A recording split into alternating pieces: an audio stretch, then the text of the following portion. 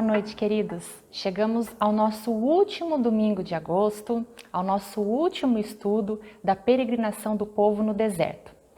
Hoje, como todas as noites, vou pedir para que você deixe a sua Bíblia do lado, para que nós possamos então ler os diversos versículos que nós temos para ler hoje do livro de Números. Mas hoje nós não vamos começar pelo livro de Números. Vou pedir para que você deixe a sua Bíblia aberta no livro de Êxodo, porque nós vamos voltar algumas informações para nós fazermos a recapitulação final do estudo que nós estamos fazendo sobre essa peregrinação de 40 anos do povo no deserto. Abra sua Bíblia no livro de Êxodo, capítulo 16. Nós vamos fazer uma breve oração e em seguida nós vamos ler o versículo 35 do capítulo 16 do livro de Números. Aonde você está, feche seus olhos e vamos orar para pedir orientação de Deus. Oremos. Querido e bom Deus que estais nos céus, nós queremos te agradecer, Senhor, por essa série de estudo que nós estamos fazendo a respeito da peregrinação do povo no deserto. Que nós possamos, Senhor, aprender as lições e aplicá-las no nosso dia a dia. Pedimos mais uma vez o seu auxílio no estudo da sua palavra, em nome de Cristo Jesus. Amém. Capítulo, então, 16 do livro de Êxodo.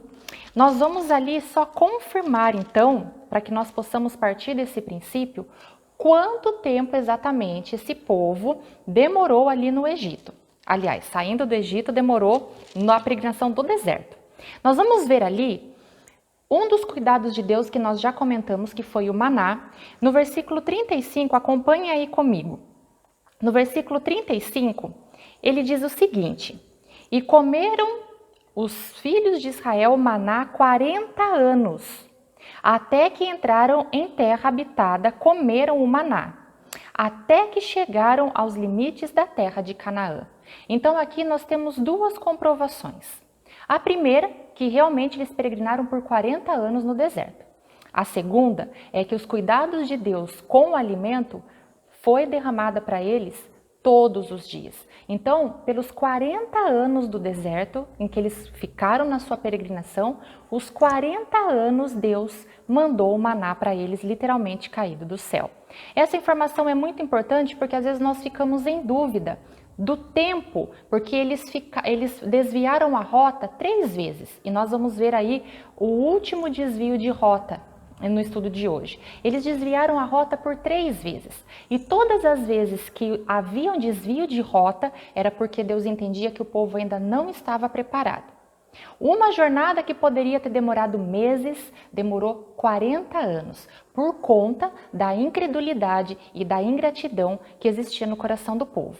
Agora, nós vamos ver que Moisés, no finalzinho da sua vida, ainda tinha um grande desafio para enfrentar. Nós vimos ali as murmurações, as revoltas, as pragas, as doenças, mas ainda tinha algo que iria acontecer. Agora sim, nós vamos para o livro de Números. Vamos lá para o livro de Números.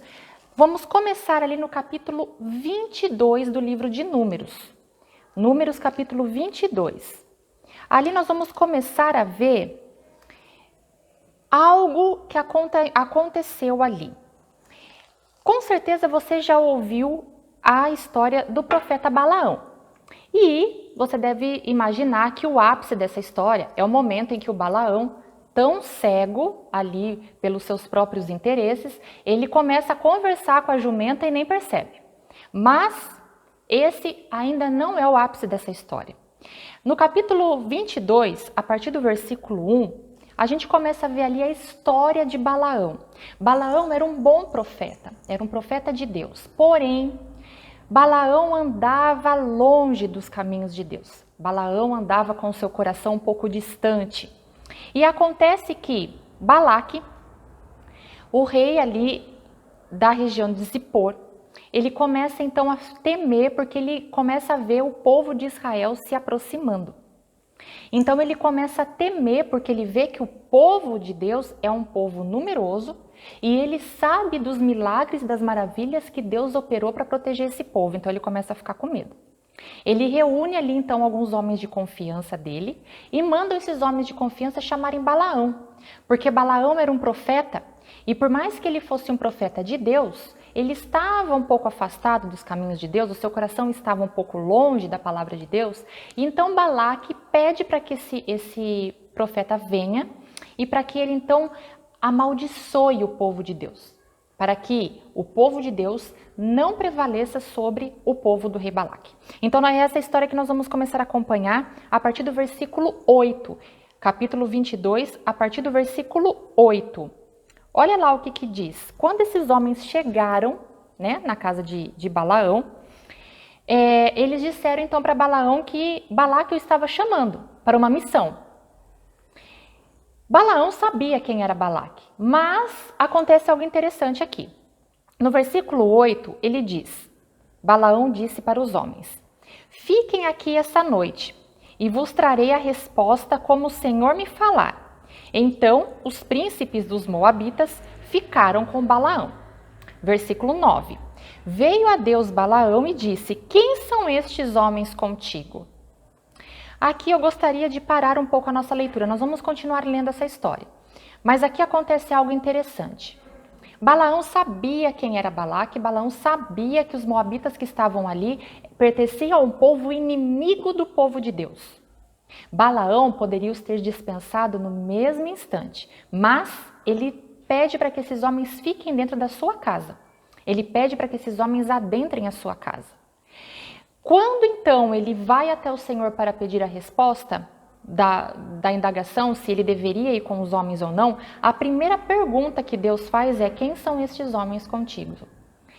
Queridos, isso me lembra muito algumas perguntas que Deus faz na Bíblia. E leva a gente a uma seguinte reflexão. Deus pergunta porque ele não sabe?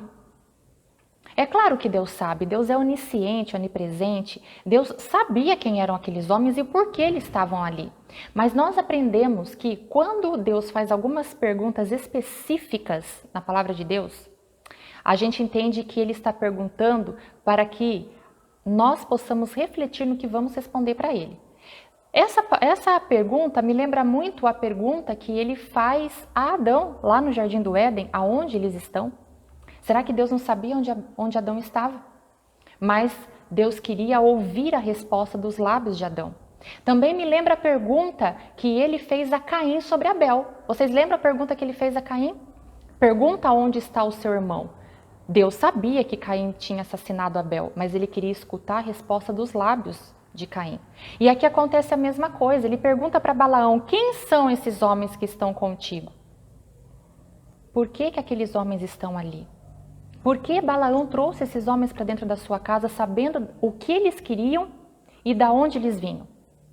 Essa é uma reflexão, é a primeira reflexão para a gente começar a pensar. Então, a história segue. No versículo 10, respondeu Balaão a Deus. Balaque, o rei dos Moabitas, filho de Zippor, os enviou para que me dissessem, eis que o povo que saiu do Egito cobre a face da terra. Vem agora e amaldiçoa-os, talvez possa combatê-lo e lançá-lo fora. Então disse Deus a Balaão, não irás com eles, nem amaldiçoará o povo, porque é povo abençoado. A resposta de Deus foi clara, como todas as respostas de Deus são muito claras. Deus disse, você não vai. Você não vai com eles, você não vai amaldiçoar esse povo, porque esse povo é meu. É o meu povo. Apesar dos defeitos, apesar das dificuldades que eles encontram em servir a Deus, eles ainda eram o povo de Deus. E Deus dá uma ordem clara para Balaão. E talvez essa ordem fosse suficiente para Balaão entender que ele não ia. Ele vai lá, responde aos homens que ele não vai e tudo mais. E os homens voltam para o rei dos Moabitas, o Balaque, e falam para ele que Balaão não vai. Mas o rei é insistente. Então ele chama homens maiores dentro do seu governo do que aqueles primeiros que foram e mandam lá de volta para Balaão. E aí a gente vai continuando a ler a história. E ali no versículo 18 agora, tá de novo os homens ali na casa de Balaão e agora o que Balaão vai responder para eles. Será que ele vai dar uma resposta diferente? Será que ele está decidido e convicto da ordem que Deus tinha dado para ele? Olha lá no versículo 18 o que ele fala. Respondeu Balaão aos oficiais de Balaque, ainda que Balaque me desse a sua casa cheia de prata e de ouro, eu não poderia traspassar o mandado do Senhor, meu Deus, para fazer coisa pequena ou grande. Então Balaão entendeu que qualquer recompensa que fosse dada a ele não poderia acontecer porque era o mandado do Senhor que ele não fosse junto com os homens.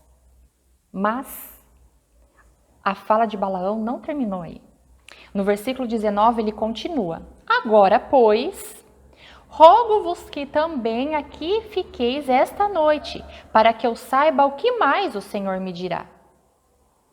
A ordem do Senhor já tinha sido clara. Não era para ele seguir aqueles homens. Mas Balaão novamente recolhe aqueles homens para dentro da sua casa. E novamente ele diz que vai perguntar para o Senhor algo que ele já tinha a resposta. E aqui no versículo 20 nós vemos então mais uma demonstração da misericórdia de Deus, agora com esse profeta. No versículo 20 diz, vejo, pois, o Senhor a Balaão de noite e disse-lhe, se aqueles homens vierem chamar-te, levanta e vai com eles. Olha lá. Agora olha o que Deus fala para Balaão. Levanta e vai com eles. Todavia, fará somente o que eu te disser. Deus viu que Balaão estava com uma dificuldade de entender. Deus então fala para Balaão, ok, então vá com eles. Mas você só vai dizer aquilo que eu lhe colocar na sua boca. É só o que eu disser que vai acontecer. E se nós continuarmos lendo a história, nós vamos ver que realmente isso aconteceu.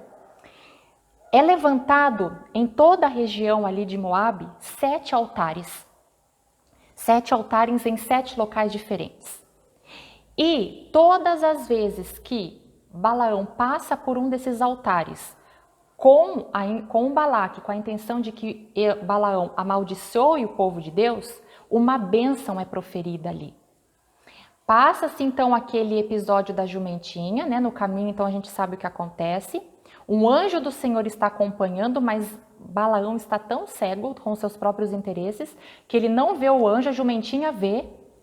A gente sabe a história, né? A jumentinha para diante do anjo, Balaão se irrita, bate nela, começam a andar um pouco mais, ela para de novo, Balaão se irrita, bate nela.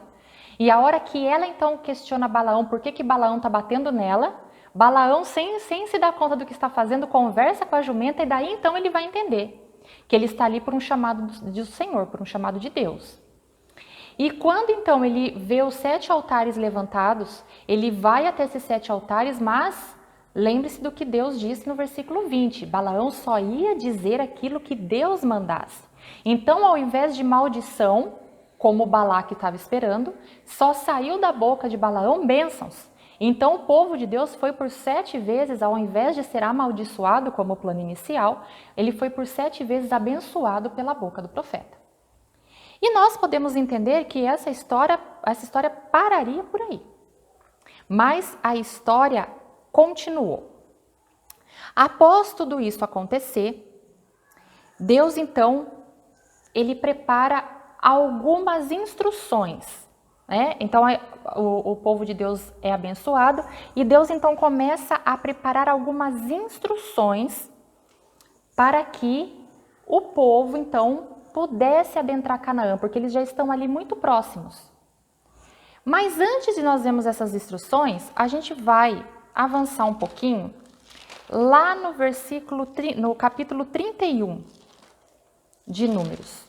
Olha só o que acontece. Capítulo 31, nós vamos começar a ler ali a partir do versículo 13. Quando o povo está ali já quase na fronteira então de adentrar Canaã, o povo é abençoado por Balaão por 7 vezes, eles passam pela terra de Moabe, eles vencem o exército moabita, só que ali acontece uma grande revolta. O que começa a acontecer ali? Mais uma vez, o povo então começa a se rebelar.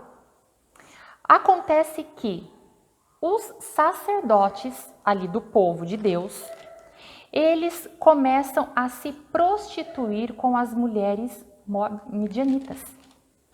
Então eles começam ali a sair do acampamento, ir até o acampamento dessas mulheres midianitas e ali então eles começam a ter relações com essas mulheres. E mais, eles começam ali então a praticar os mesmos ritos demoníacos que eles praticavam. Eles começam a adorar os mesmos deuses daquelas mulheres. E eles então começam a trazer a discórdia e começam então a trazer aqueles rituais diabólicos que eram oferecidos a deuses pagãos para o acampamento do povo de Deus. E aí acontece então uma grande revolta, porque agora o povo começa a trazer, esses homens começam a trazer essa maldição para dentro do seu arraial, para dentro da sua congregação, e as coisas então começam a ficar muito, muito difíceis. Com toda essa prostituição que os filhos de Deus começam a trazer para dentro do acampamento, ali então começa a haver uma grande enfermidade, uma grande praga. Nós vimos, há alguns estudos atrás, que toda vez que o povo de Deus se corrompe, pragas físicas são trazidas para dentro do seu meio. E isso aconteceu novamente. E aí, no capítulo 31, nós vamos entender qual foi a origem dessa praga. O que realmente começou a acontecer? O que realmente ali começou, quando que começou tudo isso? No capítulo 31, nós vamos começar a ler ali a partir do versículo 13. A praga já está instaurada, eles já descobrem que então alguns dos sacerdotes, alguns dos cabeças ali das tribos estavam ali se prostituindo com as mulheres e trazendo então ali aqueles rituais para dentro do acampamento de Deus. Existe ali então algo a se fazer, Moisés e Eleazar, o sacerdote, e agora eu estou no versículo 13, e todos os príncipes da congregação saíram a receber fora do arraial as pessoas que estavam vindo agora cativas dessa rebelião que aconteceu. Eis, e aí no versículo 16, Moisés está muito bravo, porque Deus deu uma ordem, e nós já vamos ver daqui a pouquinho qual foi essa ordem que Deus deu. Mas Moisés está muito bravo porque ele está entendendo que essa ordem de Deus não foi cumprida. E olha o que ele fala ali para o povo no versículo 16. Eis que estas, as mulheres que estão sendo recebidas agora dentro do povo, eis que estas, por conselho de Balaão, fizeram prevaricar os filhos de Israel contra o Senhor. No caso de Peor, pelo que houve a praga entre a congregação do Senhor. Vocês prestaram atenção aqui no que Moisés fala? Moisés fala ali que está acontecendo uma praga e essa praga está sendo trazida pelas mulheres que foram instruídas por Balaão. Então, vamos entender aqui o que realmente aconteceu? Balaão recebe uma ordem de Deus, ele vai até Moabe, ali em Moabe são levantados 7 altares, Balaão entende que ele está ali porque Deus permitiu que ele estivesse, Deus disse que ele só ia proferir palavras que viessem da boca de Deus, mas neste momento Balaão abençoa o povo de Deus. Após ele 7 vezes abençoar o povo de Deus, questão assim de alguns dias, não se passaram muito tempo, e a gente vai ver essa ordem daqui a pouquinho, não se passaram muito tempo, e Balaão então vai até essas mulheres e ele instiga as mulheres a irem tentar os homens do povo de Deus. Dá a impressão que Balaão não entendeu, foi nada. Ele vai lá e instiga as mulheres a trazer os homens para o seu acampamento e ali prostituir os homens e fazer com que os homens levassem praga para o acampamento do povo de Deus. Balaão realmente não estava andando com Deus porque ele não estava entendendo qual era realmente a ordem de Deus. Agora voltem um pouquinho no capítulo 25 do livro de Números e nós vamos entender o que aconteceu aqui quando essa praga, trazida então pelos rituais demoníacos que esses homens começaram a fazer lá com os midianitas, com as mulheres midianitas, o que realmente aconteceu? No capítulo 25, a gente vai começar a ler a partir do versículo 6, tá? Então a praga ali está instaurada, o pessoal está entendendo o que está acontecendo, que aqueles homens se prostituíram, e olha o que começou a acontecer ali no versículo 6. Eis que um homem dos filhos de Israel veio e trouxe a seus irmãos uma midianita. Então agora eles não estavam somente indo até o acampamento midianita e se corrompendo lá. Agora um dos homens trouxe uma mulher midianita para dentro do povo de Deus. Perante os olhos de Moisés e de toda a congregação dos filhos de Israel, enquanto eles choravam diante da tenda da congregação. Choravam por quê, querido? Estavam com o coração contrito, com o coração pesaroso de tudo aquilo que eles estavam vendo acontecer. Eles estavam de novo muito perto da terra prometida e agora acontece esse tipo de corrupção dentro do povo.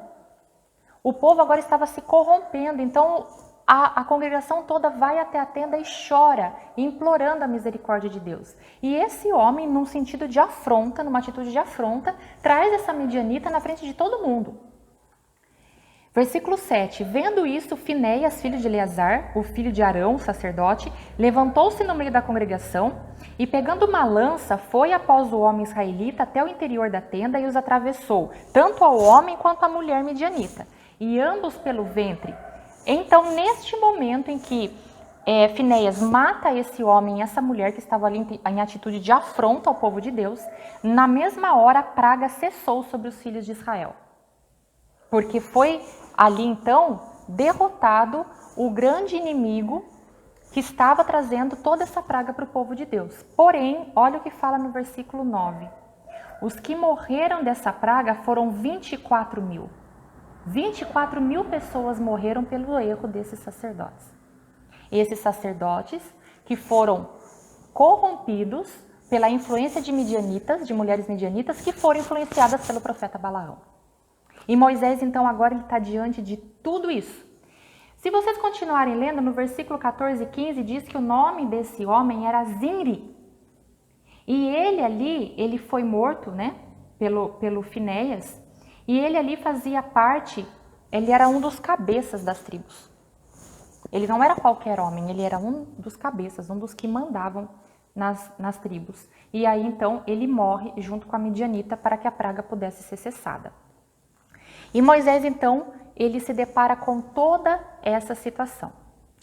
Queridos, agora eu gostaria de que nós refletíssemos em todos os pontos que nós estudamos, dessas revoltas, desses pecados de ingratidão que o povo cometeu, e nós vamos agora fazer uma associação, uma reflexão, para nós entendermos que tudo o que esse povo passou, nesses 40 anos de peregrinação no deserto, todos esses pontos, eles se associam com o que nós estamos vivendo agora. Olha só, toda a peregrinação do povo no deserto, esses 40 anos que o povo ficou ali, ele muito tem a ver com a nossa caminhada hoje, com a nossa jornada hoje. Trouxe aqui para vocês alguns dados interessantes. Eu falei para vocês que eu fiz a minha base de estudos na lição da Escola Sabatina de 2008, que falava sobre a peregrinação do povo no deserto. Ali em Números 26, fala um pouco da quantidade de pessoas que saiu, mais ou menos, né, uma quantidade média das pessoas que saíram do Egito. O número ali foi de 603.550 pessoas, aproximadamente, ok? O número de pessoas que entraram na Terra Prometida, que já não foi mais essa geração. A primeira geração se acabou. Ninguém da primeira geração entrou, com exceção de Josué, que foi o sucessor de Moisés, e Caleb. Nem mesmo o próprio Moisés nós vimos que entrou na Terra Prometida. O número de pessoas que entrou na Terra Prometida, que já era uma outra geração, foi de 601.730. E sabe o que isso quer dizer? Que mesmo com todos os defeitos desse povo, Deus os abençoou tanto que a multiplicação foi abundante. De um jeito que o povo que entrou na Canaã, o povo que entrou na Terra Prometida, foi quase a mesma quantidade do povo que saiu lá do Egito, sendo que não era mais a mesma geração. Então, mesmo eles errando, nós vemos a misericórdia de Deus aqui cuidando desse povo, porque o número do povo não diminuiu. Ele foi quase exatamente a mesma quantidade. Outro ponto que nós podemos abordar aqui é o maná. O maná que foi derrubado durante todos os 40 anos de peregrinação. Todos os dias eles tinham maná. Eles reclamavam do maná, eles queriam voltar para o Egito, eles sentiam fome de carne, eles sentiam vontade das coisas do Egito, mas o maná em todos os dias caiu para alimentá-los. Aqui nós podemos colocar o maná, a nuvem de dia que ficava ali com o povo. Aqui se levantava quando o povo tinha que andar e aqui parava no lugar onde o povo tinha que acampar. E podemos também pegar a nuvem com aparência de fogo que ficava à noite ali orientando o povo, como cuidados de Deus. Os cuidados de Deus que Ele tem conosco hoje. Deus nos sustenta de todas as formas. Talvez nós não tenhamos tudo aquilo que nós julgamos necessário, mas Deus sempre nos dá aquilo que nos sustenta. Nunca nos falta o sustento, nunca nos falta o suficiente para que nós possamos servir a Deus aquilo que Ele nos pede. Nós podemos colocar aqui também a questão das trombetas. Vocês lembram das trombetas de prata que foram confeccionadas? Para que elas serviam? Para quando elas fossem tocadas, o povo entendesse que eles tinham que sair em caminhada. Quando nós estivermos bem próximos de ir para a nossa Canaã celestial, trombetas também tocarão. Esse mesmo sinal, esse mesmo som que o povo de Deus ouvia para levantar acampamento no deserto, esse mesmo som de trombeta nós vamos ouvir para adentrar a nossa Canaã celestial. Outro ponto aqui também é a questão das murmurações e da ingratidão do povo. Aqui eu posso adivinhar que enquanto nós estivemos aqui fazendo os estudos, toda vez que o povo murmurava, toda vez que o povo se voltava contra Moisés, se voltava contra Arão, a gente fica pensando, poxa, mas que ingratidão! Por que que o povo se comportava daquele jeito? Eu penso assim quando eu faço esse estudo, eu tenho certeza que você na sua casa também pensou. Mas, queridos, se nós formos nos comparar com esse povo, infelizmente nós vamos entender que nós somos iguais. Nós também temos a tendência de sermos ingratos. Nós também temos a tendência de esquecer aquilo que Deus já nos fez no passado e de ficar lamentando e murmurando o que não acontece no presente. Ou ainda, ficar sofrendo pelo que virá no futuro. As mesmas murmurações, o mesmo pegado de ingratidão que o povo teve naquela época, nós também temos os nossos momentos de ingratidão aqui. E nós entendemos também a questão dos 10 mandamentos. Nós sabemos que os 10 mandamentos, eles foram escritos em tábuas de pedra, pelo dedo do próprio Deus. E entregue então a Moisés para que Moisés pudesse colocar ali em forma física os princípios que Deus já tinha colocado dentro do coração do seu povo. Era uma prova física dos cuidados de Deus através das suas leis, através daquilo que protegeria o seu povo. A gente escuta muitas vezes falar as leis de Moisés. As leis nunca foram de Moisés. As leis sempre foram de Deus. E em cada momento, Moisés ele se via ali na responsabilidade de lembrar o povo, mesmo ele tendo a forma física dos mandamentos através do escrito nas tábuas de pedra, Moisés ele sempre tinha a responsabilidade de estar lembrando o povo. Tanto que se você vai lá no livro de Deuteronômio, abra aí no livro de Deuteronômio comigo. No livro de Deuteronômio, nós sabemos que lá em Êxodo 20 tem o relato da tábua dos 10 mandamentos, ok? Mas em Deuteronômio 5, aonde eles já estão nesse momento quase adentrando a terra prometida, aonde Moisés ali já está quase passando o bastão para Josué, aonde Josué ali já foi nomeado como sucessor de Moisés, Moisés então ele reúne o povo e ele faz ali questão de lembrar o povo. Deuteronômio capítulo 5, e nós vamos ler a partir do versículo 1. Chamou Moisés a todo Israel e disse-lhe: Ouve, ó Israel, os estatutos e juízos que hoje vos falo, para que aprendais e cuideis de cumprirdes. Então não é que ele estava dando o mandamento novamente, ele estava relembrando o povo. E no versículo 2 ele diz assim: O Senhor nosso Deus fez aliança conosco. Não foi com os nossos pais que o Senhor fez essa aliança, e sim conosco, todos os que hoje aqui estamos vivos. Queridos, eu vou repetir esse versículo para que nós possamos imaginar agora esse povo sendo nós. Olha só, não foi com os nossos pais que fez o Senhor esta aliança, e sim conosco, todos os que hoje estamos aqui vivos. A mesma lembrança que Moisés queria trazer ao povo dos mandamentos, nós podemos ter essa mesma lembrança hoje. De que nós aqui, que estamos vivendo nesse ano de 2020, nós somos o povo escolhido por Deus também. Nós somos o povo que Deus chamou para cumprir os seus mandamentos. E então, a partir do versículo 4, ele diz: Face a face falou o Senhor conosco no monte, no meio do fogo. E aí ele diz, que nesse tempo ele estava de pé ali fazendo a função de porta-voz do povo. E a partir então do versículo 6, ele fala: Eu sou, repetindo o que Deus disse naquele dia, eu sou o Senhor teu Deus que te tirei do Egito e da casa da servidão. Então não terás outros deuses diante de mim, não fará imagens de escultura. Lembra-te do dia de sábado. E aí ele vai colocando todos os mandamentos. Tudo de novo, na mesma ordem. Moisés aqui chama o povo e nos lembra. Lembra o povo, mas nos lembra também. Esse versículo é para que nós nos lembremos que nós somos o povo escolhido de Deus. E nós também estamos aqui de pé para cumprir os mandamentos que Deus nos mandou. E nós comprovamos isso no Evangelho de Mateus. Avancem um pouquinho o Evangelho de Mateus. Olha o que Jesus ele deixou escrito para nós. Mateus, capítulo 5, nós vamos ler a partir do versículo 7.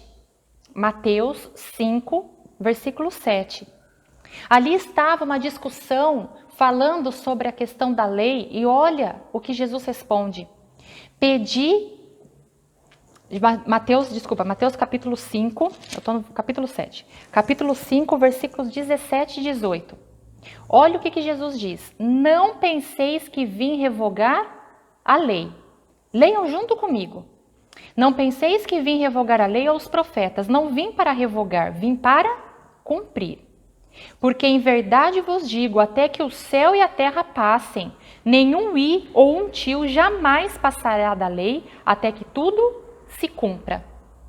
Jesus está falando para os discípulos naquela época. E Jesus está dizendo para nós hoje também. Da mesma forma que Moisés tinha a responsabilidade de a todo momento estar lembrando o seu povo dos mandamentos, Jesus disse que nenhum traço da lei, nenhum tio, nenhum mito da lei vai passar, até que tudo se cumpra. Então isso quer dizer que os mesmos mandamentos que foram promulgados para o povo lá no deserto, são os mesmos mandamentos que nós seguimos hoje. Para que nós possamos não nos distanciar, não deixar o nosso coração distante de Deus através da nossa obediência. Outro ponto aqui que nós podemos ver. A primeira geração, então, que saiu lá do Egito, ela tinha mais de 600 mil pessoas. E nós vimos, então, que a segunda geração, ela não diminuiu. Ela tinha um pouco menos, mas ela não diminuiu. Isso quer dizer que os cuidados de Deus com esse povo continuou.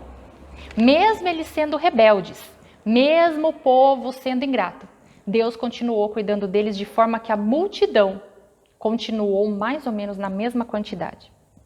Porém, aquelas cerca de 600 mil pessoas que deixaram o Egito, elas morreram no deserto.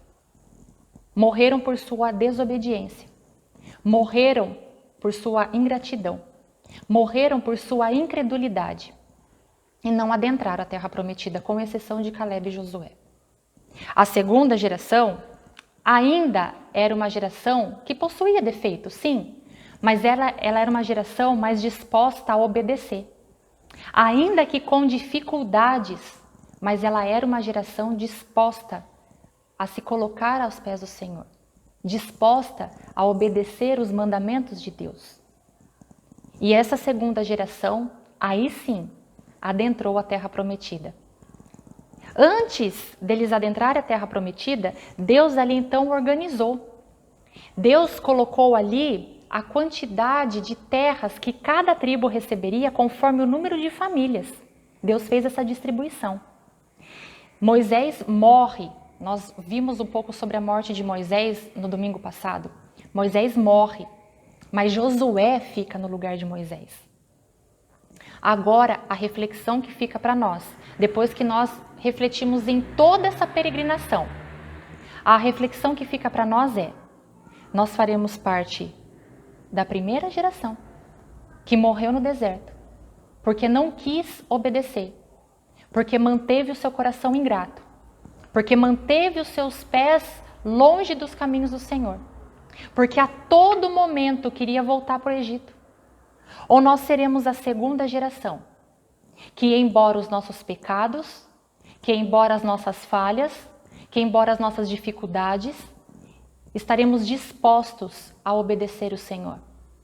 Qual geração nós escolhemos fazer parte? A primeira, que morreu no deserto? Ou a segunda, que conseguiu entrar na terra prometida? Eu gostaria de ler aqui o último versículo, que faz parte de algumas promessas de misericórdia. Foi um dos últimos pronunciamentos de Moisés ao povo antes dele morrer. Esse pronunciamento está no capítulo 30 de Deuteronômio. Livro de Deuteronômio, capítulo 30. Se você olhar ali, o título desse capítulo é Promessas de Misericórdia. E a partir do versículo 15, Moisés diz assim para o povo: vê o que eu proponho hoje, a vida e o bem, a morte e o mal. Se guardares o mandamento que hoje te ordeno, que ames o Senhor teu Deus, ande nos seus caminhos e guarde os seus mandamentos e os seus estatutos, os seus juízos Então viverás e te multiplicarás, e o Senhor teu Deus te abençoará na terra, a qual passas agora a possuí-la. Eles estão bem próximos de entrar na terra prometida, e Moisés então, ele lança um dos últimos testemunhos dele ao povo. Neste momento, eu te proponho vida e bem, mal e bem, vida e morte. O que você vai escolher? Aqui ele está colocando diante de nós as duas gerações. A primeira, que morreu no deserto, e a segunda, que entrou na terra prometida. E agora, essa declaração de Moisés, nós podemos trazer para os nossos dias. Sabe, queridos, Jesus está voltando. Jesus está muito próximo de voltar. E de repente, nós possamos estar aí passando por um momento de desânimo, por um momento de desespero, em que a gente não vê uma luz no fim do túnel, em que de repente as suas esperanças estão se desvanecendo, você está desanimado, está triste, não está vendo o caminho pela frente, está angustiado. Lembre-se que o povo estava muito perto da fronteira e foi aí que ele caiu. Nas duas vezes que o povo se aproxima da fronteira de Canaã, ele cai. Esse não é o momento de nós cairmos. Jesus está quase voltando para nos buscar. Eu acredito que nós estamos, nesse tempo, nós estamos na fronteira da Canaã celestial. Então nós não podemos desistir. Nós temos que permanecer firmes, guardando os mandamentos de Deus, escolhendo vida, não a morte, escolhendo o bem, não o mal. E aguardando com esperança a volta de Jesus, porque a Canaã celestial está muito próxima e não é o momento de nós cairmos. Nós vamos escutar uma mensagem musical agora. Eu gostaria de, aonde você estiver, você medite na letra dessa música, mas não somente prestando atenção na música, mas projetando a sua esperança na volta de Jesus. E ao final dessa mensagem musical, nós vamos orar juntos e vamos finalizar esse estudo que nós iniciamos. Os sinais já se podem ver, ele em breve virá. Pense como eu estarei quando encontrar meu Senhor. Os meus olhos verão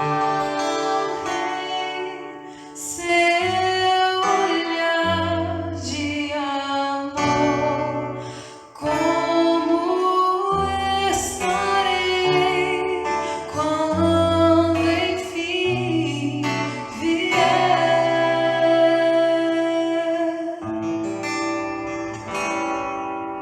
Ele virá resgatar quem o esperou. Ele virá, prometeu e será fiel. Eu posso esperar, meu Senhor. Eu posso confiar, Ele voltará. Tantas vezes você ouviu sobre um Deus de grande amor, que entregou sua vida, que você pode entender o porquê.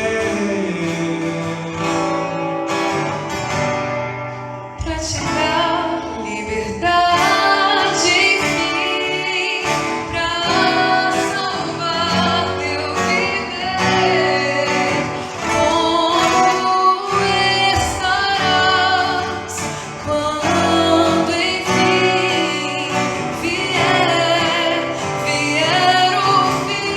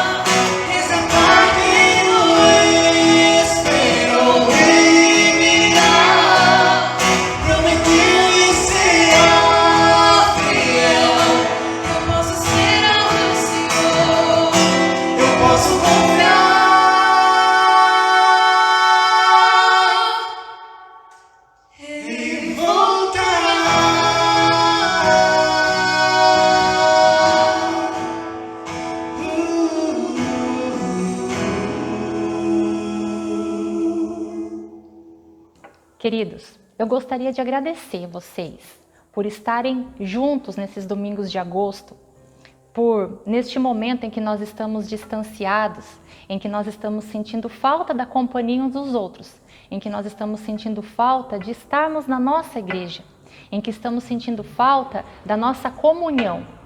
Eu gostaria de agradecer por você ter ficado junto conosco, por vocês terem estudado conosco, pela palavra de Deus ter sido aberta e juntos, ao mesmo tempo, nós estarmos estudando sobre um assunto tão importante. Que Deus abençoe a sua vida, que Deus derrame bênçãos na vida de cada um de vocês, que Deus possa fortalecer a fé de vocês, para que nós possamos juntos passar por todas as dificuldades que estão vindo, por todas as dificuldades que nós já estamos passando e por aquelas que nós ainda iremos passar. E um dia, todos nós, agora sem separação, sem lágrimas, sem dor, sem pranto, estaremos reunidos no céu para regozijarmos e para estarmos junto com o nosso Deus. Feche seus olhos aonde você está. Vamos juntos orar. Querido e bondoso Deus, nós queremos te agradecer, Senhor, porque entendemos que o Senhor é um Deus de misericórdia, é um Deus de amor, que perdoa as nossas falhas, as nossas imperfeições, as nossas transgressões. O seu amor e a sua misericórdia, Senhor, são maiores do que qualquer pecado que nós possamos cometer. E nós pedimos a sua misericórdia neste momento e que o Senhor derrame bênçãos nas famílias que estão conectadas, para que nós possamos juntos estarmos capacitados em comunhão com o Senhor para vencermos as armadilhas que o inimigo coloca no nosso caminho o tempo todo. Que nós, Senhor, não tenhamos um coração ingrato, que nós possamos olhar para trás todos os momentos e entender que o Senhor é um Deus que cuida de nós em todos os momentos. O Senhor é um Deus que nos perdoa e um Deus que está sempre disposto a nos disponibilizar a sua misericórdia. Que o Senhor nos abençoe, que o Senhor nos capacite nesse tempo tão difícil em que nós estamos vivendo. Que as dificuldades que nós já estamos enfrentando e as dificuldades que nós enfrentaremos não sejam suficientes para abalar a nossa fé. Que nossa comunhão possa estar fortalecida com o Senhor através dos nossos momentos de oração, através dos momentos em que estudamos a sua palavra, para que, Senhor, nós possamos caminhar juntos, unidos, como um povo, para a Canaã celestial que nos aguarda. Que nós possamos, Senhor, nos mantermos unidos, para que um dia estejamos todos no céu, vencendo já as batalhas que aqui na terra nós vivemos. Que o Senhor derrame uma bênção especial a todos nós, continue nos guiando, é o que nós te pedimos e já lhe agradecemos, em nome de Cristo Jesus. Amém. Amém.